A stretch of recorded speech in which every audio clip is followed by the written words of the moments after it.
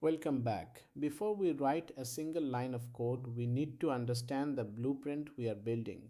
In the past, companies had data swamps, massive folders of CSVs and JSONs that were impossible to manage, or they had strict data warehouses that couldn't handle the messy, semi structured data coming from modern APIs.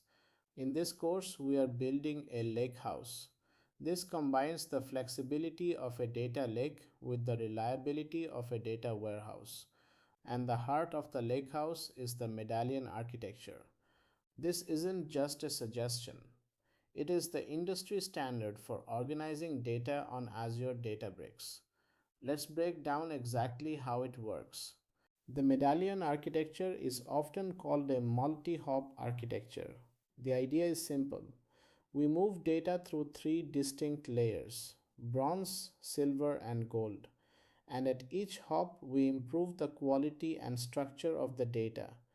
Think of it like a water filtration plant. You wouldn't pipe river water directly into someone's kitchen tap. First, you capture the raw water, bronze. Then, you filter out the mud and bacteria, silver.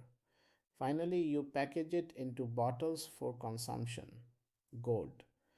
In our case, the river water is the messy JSON coming from the Dubai Land Department API. Let's start with the bronze layer. This is our landing zone. When we query the Dubai Pulse API, we get back a complex JSON response. It might have nested fields, strange arrays, or even columns that change from day to day. In the bronze layer, our rule is don't touch it. We store the data exactly as it arrives, usually appending it to a delta table. Why is this so critical? Because of a concept called replayability. Imagine 2 months from now you realize you made a mistake in your logic.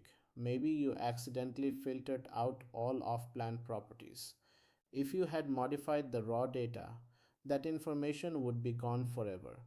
But because we keep a pristine bronze layer, we can simply fix our code and replay the entire pipeline from day one. Bronze is your insurance policy. Next, we hop to the silver layer. This is where the data becomes trusted. In our real estate project, the raw data is ugly. Dates are formatted as strings. Area names are inconsistent.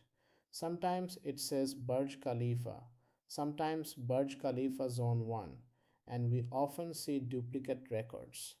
In the silver layer, we apply schema enforcement. We force the price column to be a decimal number. If a row comes in with text in the price field, we drop it or flag it. We also deduplicate the data here. If the API sends us the same transaction twice, the silver layer ensures only one unique record survives. By the time data leaves silver, it is clean, typed, and valid. If you were a data scientist, this is the layer you would use for your machine learning models. Finally, we reach the goal layer. This is purpose built for reporting.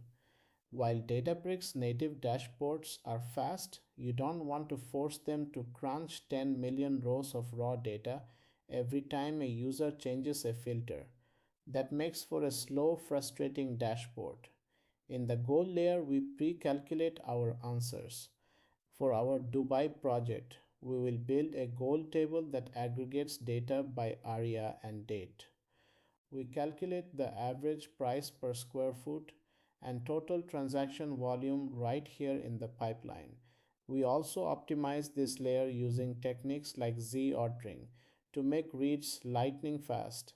When our native dashboard connects to this layer, it sees a clean, small, highly optimized table that renders charts instantly.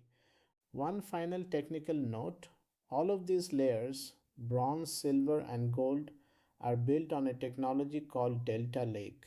This gives us two superpowers that standard CSV files don't have. First is ACID transactions. This means when our automated job runs, it either finishes completely or fails completely. You never get half written files that corrupt your dashboard. Second is time travel. Because Delta Lake keeps a history of changes, we can actually write a query to see what our goal table looked like yesterday, or last week, or last month. This is incredibly powerful for auditing and debugging our real estate trends. In the next lecture, we will map out the specific tools, Azure, GitHub, and Databricks that will bring this architecture to life.